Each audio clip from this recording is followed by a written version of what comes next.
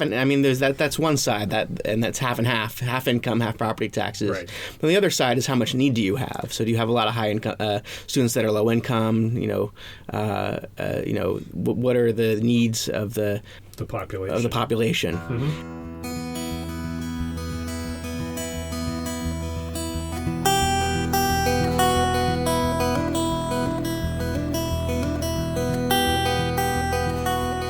Steve Sherlock here for Franklin Matters, Franklin Public Radio, available anywhere, anytime on the internet, in your browser at WFPR.FM, and in the local Franklin, Mass. FM radio dial. Yeah, the dial or the knobs, maybe a push button set.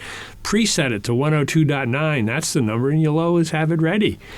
We're here in our glorious studio today with Town Councilor Max Morrongiello. Max, welcome. Yeah, I prefer to think of it as a marvelous meeting room. Meeting room. Yes, rather than a glorious studio. It just has a little more alliteration and has my initials in it. So M&Ms, yes, right? Yes. You have an M&Ms too? Yeah, it's a funny story. My mom actually used to work for M&M Mars. Oh. Which is true. She left because she had me. So,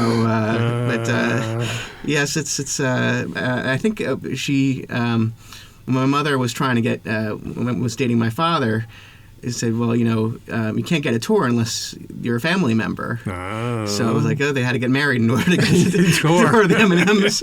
And then it was like probably touring a little too much. So, but it was, so it's, I got a lot of stories out of that. M&M Mars. And apparently the Mars brothers are very eccentric. Yes, so, from what I've heard through other stories, bits and pieces here and there. Yes, but they're... But thank you for having me. We're not talking candy. No. I mean, we have Easter candy coming up. So, this is true. There's someone in the lobby there. So yes, There's all kinds of candy around. We have a chocolate producer here in Franklin, so there's nothing. There's all goodness there. But we're talking about the last council meeting, where it was a joint meeting between council and school committee, and you had a presentation from DESE, the Department of Elementary and Secondary Ed. Yeah, it was a really amazing to have both the school committee and us standing side by side. And I have to just continue the candy a little bit more. Dave Callahan's family brought cookies. Yes. So that made it even better. But I think it was sort of a nice show of unity and support that we were able to sort of work side by side and focus on some of the priorities that are affecting both the town and the school committee. I think it was really great to have that solidarity. So. Yeah, both the solidarity for sure, and then at least both of you hearing the same thing from, quote, the experts with DESE talking about Chapter 70 and its somewhat boring details, but they're impactful to our operation. And DESE's Department of Elementary and Secondary Education. Okay. Yeah. So they cover from a state benefit, which was one of the pieces that they re-emphasized as part of the executive office of the state government. They just administer Chapter 70. Chapter 70 was crafted by the legislation. And then obviously signed by the governor. So they're just an administrative executor of the Chapter 70 piece. And I think one of the questions came along the way, well, what would you advise? We don't do that.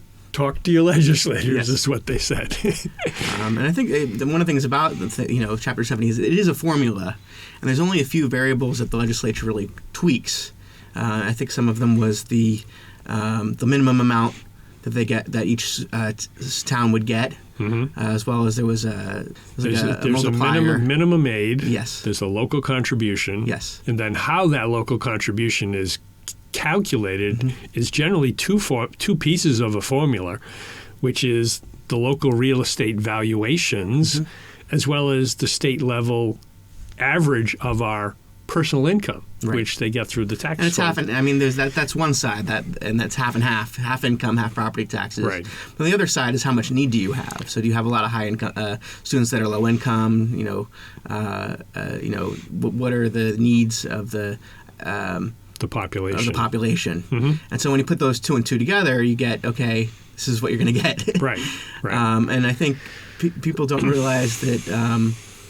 Originally the formula was to sort of there was a lot of districts that had a lot more need than others. Mm-hmm. And and the way the formula works is every sort of a base rate, and then it's varied based upon Right. How much the need is and how much the ability to pay of the district. Correct.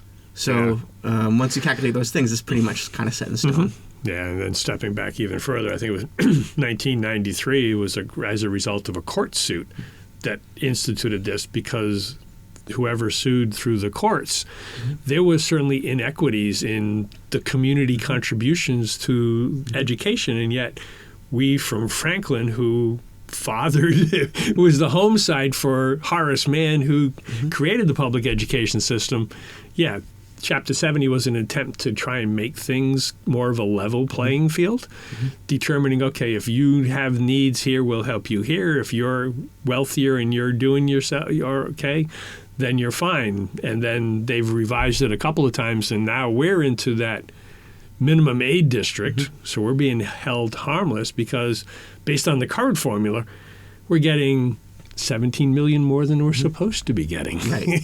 And so under the formula, you're supposed to get at least, a certain percent, a certain increase, even if, you don't meet the other criteria. And Right. because of that, we basically are getting more state aid than we're entitled to. Correct. And it was tricky because I think a lot of us in the council were like, well, could you do this? Could you do this with the formula? Could you do this? And Representative Roy was on the meeting as well. He said, well, if you open that up, you're going to lose $17 million of funding for your school system. You don't want to open that up.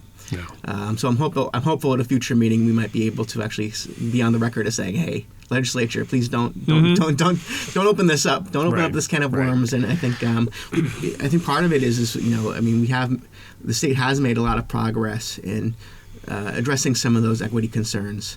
There was I think a kind of an inflation glitch that shortchanged some towns in terms of how much aid they were entitled to, but that doesn't have to do with the formula. That just has to do with this inflation. So you could still provide equity to these towns and without revising the formula. And I'm hopeful that we could get on record as saying, as a council and as a school committee, as saying, hey, let's not touch this. Right. Right. There already is a study underway. There are already listening sessions, et cetera. There's still some study which DESE is doing some of the technical analysis on to produce a report that'll then go, I assume, to legislature to determine, well, are we going to revise the legislation, which then DESE will then have to adjust. But I think Rep. Roy indicated there was already a gathering of some number of communities who are also held harmless, and they don't want that changed either. So. Unfortunately, I don't know if it was a Ways and Means Committee meeting, but there were some folks I heard that might have had an appetite for change, and so we got to push back on that as a town. And so, it's going to be that's why we need to sort of take a stand. That's where Jamie has referenced that he and Michelle Wu are good buddies because Boston's number one on the whole time. We're number two. Yeah, we're number two. So we're right there. But we also had some other things on the agenda. We had first off, we had a strategic plan. We're trying to start a strategic planning exercise because I don't know if you've heard, but we're kind of in a revenue crunch. And, we need a plan to deal with it as a town and as a community, and we don't have one. No. We've got the master plan. We've got all these other plans, but they don't necessarily tie to, okay, how are we going to achieve this in order to actually fund this? And the approval, as I understood it, was a resolution to authorize kind of the RFI, request for information from some number of consultants to say, okay, we'll come in and do this for, X, Y dollars, and then Jamie will present the proposal back, and maybe there'll be an RFP, still somewhat loose in terms of what's going to come out of that. But ultimately, I think, yes, we the town and school and community need to have a plan how to resolve our structural deficit. Right. And I think the other thing is that, I've done some strategic planning when I was for my undergrad. And part of it is how do you align, get everyone in alignment on your mission and, what steps you need to take. And so it's kind of hard to do on your own. Sometimes it's better to have an outside group provide a fresh perspective. Because sometimes you have blind spots as an organization that you don't necessarily see. Yeah, I concur. Having done through a variety of corporate roles, strategic planning sessions. They can be challenging exercises, and that facilitator certainly makes some of those discussions at least result-oriented, as opposed to otherwise you just walk away never agreeing on anything, and that's not good. No. The other thing we voted on was a resolution in support of our state budget priorities, and it was an advocacy letter focusing the first priority was local aid. The second was full funding of the Student Opportunity Act and a minimum aid increase at $150 a person. Priority 3 was making sure we fully fund the group insurance commission, because that's really going to whack us with some of those variable costs, as well as supporting the Municipal Empowerment Act and a local option for the hotel tax. And what's great about the hotel tax is Franklin residents don't pay it. It's usually generally people outside of the outside of town. There's other things like, one of the wonky things in there is like the regionalizing the Board of Assessors is like one of the obscure things in there, or, forms of regionalization. I'm blanking on a lot of the other things. I'm sorry. That's okay. There's a bunch of things in there. It's interesting. It's a hodgepodge, yeah. It's a hodgepodge, and the legislature, respectfully, has been rather slow moving that through. So it's good that you have at least said, hey, we want this. Hopefully other communities have said, good, we want this. Exactly what it's going to come through and then how it comes through. Is it going to come through with everything, or is it going to have some pieces? Remains to be seen. And I did go to a legislative breakfast that Senator Roush was at. And she indicated that it was split into different committees. Yep. The bill was split up. Her committee dealt with a lot of the municipal stuff, but nothing really with revenue, but mostly sort of like the stuff that sort of surrounds regionalization and that kind of stuff. Right. But then some went to Ways and Means, and hopefully the bill will get combined and passed, but we'll see. There seems to be some hesitancy around. And I think the part of it is that the legislature doesn't want to do anything to be seen as raising revenue. That they don't want to, so even if it's the town doing it, they don't want to be seen as doing it. So raising revenue is a hot button, but at some point in time, somebody's got to do it somewhere.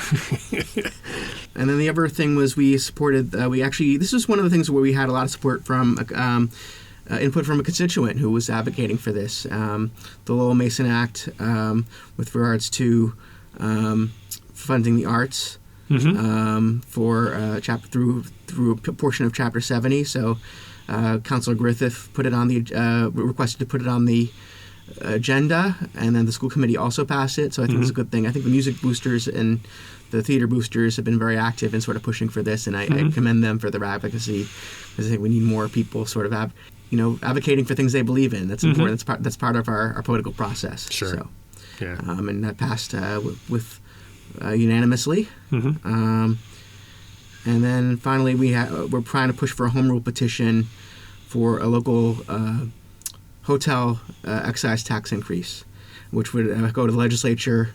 I think the legislature would have to, with home rules, the legislature has to sort of approve it, and then it would either be approved, or maybe they'll say, maybe you have to the voters decide, but we felt that unfortunately won't be in time for the World Cup, right? Which we would have lost out a lot because of that. But I think in the future this will help us. I think it would. Town Administrator Helen previously estimated that a 2% increase would generate between $200,000 and $240,000 annually, based on a 2025 hotel stay. So $200K. If we can get it from, quote, non-Franklin folks, why not? Yes. Right. And then earlier in the meeting, we actually voted in a FinCom member, Finance Committee member. Yep. Yeah, there was an open space. One FinCom member resigned just before their February session, I believe. So they went to the line of people who had already put request in and found one who actually had been on the FinCom many years ago, and now he's back. So there we go, full circle. Yes. Tom Sullivan, and then thank you, Tom, for serving, if you're listening. Yes.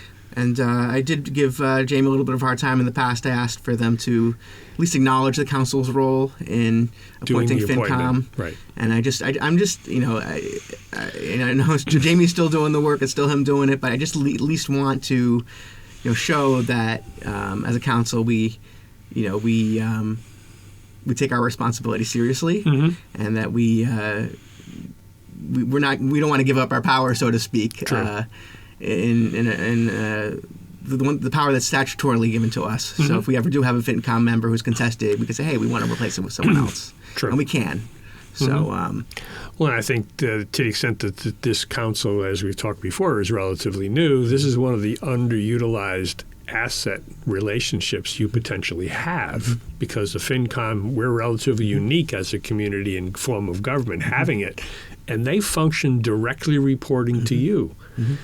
Theoretically doing all the details in terms of asking this key questions, and from what I've seen of all the recent appointments there's some significant financial folks in that group. So they can ask the good questions, which respectfully from a council perspective, you're at the oversight level. So if you've got some financial experts that are going into the details and then making a recommendation, you can still, at least validate that that's the right way to go based on et cetera. But at least you don't have to get into the weeds on the finances too, because you've got enough on your plate as it is. Personally, one thing that I'm interested in, and like I said, I want to ask around before actually pulling the trigger on something like this, is outside of budget season, when budget season over, there's a lot of towns that do their own wonky things with how they do their budget, and being able to look at what other towns do and maybe compare our towns to. That would be some interesting homework that if people on FinCom were game, I'd be all over that. Right.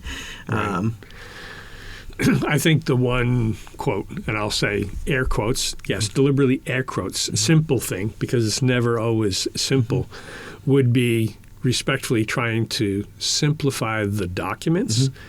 Not so much in terms of simplification, but making them much more use of kitchen English, so that respectfully the regular folk will better understand, the tax rate is this because this is what we're funding, and thereby if we do this, this is what we're going to lose or gain, and having those docs, again, carry that kitchen English through. I know from an accounting perspective, from a state reporting perspective, there's a whole lot of things that, tick and tie, need to tie. Absolutely. I totally understand that. So sort of like more of a public-facing doc. Yeah. And that, having dabbled a little bit myself, there are other places doing some pretty interesting things. Would they work here? It needs some work in order to get there. So that's also one of the resource issues. So it would be a good evaluation, at least to understand what the opportunities are. And I just want to say, in addition, I want to thank all the Finance Committee members for their time. I know it's a lot of work. And, they're doing a good job just going through everything line by line. So I appreciate that. And, we'll put the plug into while we're at it. So April 6, 7, 8, and 9, 4 nights, budget hearings. On the close of the 9th, normally they would vote for a budget to recommend for the council, but because of the migration from the current health care plan to the new GIC piece, Jamie says they won't have those numbers until mid-May, because the open enrollment actually is April 1 through April 30. So the May 28 meeting for the FinCom will be the first view publicly, at least from a discussion perspective of what that finance piece is. Theoretically, if it's okay, they can probably vote that night, but they also have a June 3rd meeting that they likely will vote to make their recommendation to you, and then you have a meeting June 10th, at which time you'd be making your vote on the budget. So there's stuff happening. It is, and I would like to challenge folks. 2 of the 3 people who have ever spoken in citizens' comments in the Town Council meeting are in this room. Steve Sherlock, me, and Mark Minichelli's the other one. There are regular speakers. So were there other people who have spoken? During FinCom. Oh, yes. Sorry, I was presuming. No, from a FinCom perspective, I think that's just the 3, at least in my lifetime. In the last 10 years. Yeah. Yeah. So I don't leave us all alone in this club over here. Please come to a FinCom meeting, ask questions. This is there for the public to. If you think there's waste in the budget, that's where you got to go. That's where you got to talk to. So, right. It's kind of sad they have all these meetings and no one's. I hear on the street, there's waste here, there's waste there. Well, you never came to a meeting, right? So check the expertise of the FinCom. I know, as an example, it's not necessarily a great one, but somebody had Googled and came up with something that said, we could do a developer quote tax, and no, there was a court case that overturned that some years ago. So Google results are not necessarily perfect. So if you do have a question, even if it's relatively simple to you, just ask it. Get the conversation going. And even if you know the answer, if you know the answer, but you think other people might not, my father, I used to watch This Old House with him, and he. And we actually, one time there was a convention at what was formerly known as the Dunkin' Donuts Center, and we got to meet Steve Thomas, who was one of the hosts. And he said, well, I'm always asking these questions, but I know the answer to the question. It's for the audience so they can get to know the answer. Sure. So, right. Those sometimes are called layups. Layups, okay. In the industry. In the question industry. You give them a layup or a softball. Yeah. And then you can also get the hard balls. Oh, boy. So, I think that's a pretty good rundown. I can't remember if there's anything else we might have missed. I think significantly those were the key pieces that I had on my tick sheet of the recap. So, no, thank you for doing this. Of course. I'm happy to be here anytime. Good. And hopefully we'll get some more voices in along the way. I know the chair wants to do this, but his schedule is just not accommodating at this point. But we'll get him eventually. You also have a communications subcommittee. So there we go. They'll be good. We got some good folks on there. So, that should be good. Coordinate with them as they feel their way through what they're doing. I think we all have different areas. I think Jane has been active on Facebook. And sort of both Jane and Gina have been active on there, communicating with some folks on there. I try not to respond in the comments. I might post something, positive or something, but I try not to get into the weeds because it doesn't usually go anywhere. And then Caroline has also been very committed to transparency and engaging people. So I think that Chair DeLorco really was thoughtful about how I put together that committee. So. Good. Well, thank you again for doing this. Thank you, listeners, for participating. And again, if you have any questions, certainly at the FinCom, by all means, don't be bashful. If you have any questions for Max, his info is out there. Don't hesitate. He'll respond. Any questions for me? Of course, by all means. And quick reminder, we do this because Franklin matters. We are now producing this in collaboration with Franklin TV and Franklin Public Radio. This podcast is my public service effort for Franklin, but we can't do it alone. We can always use your help.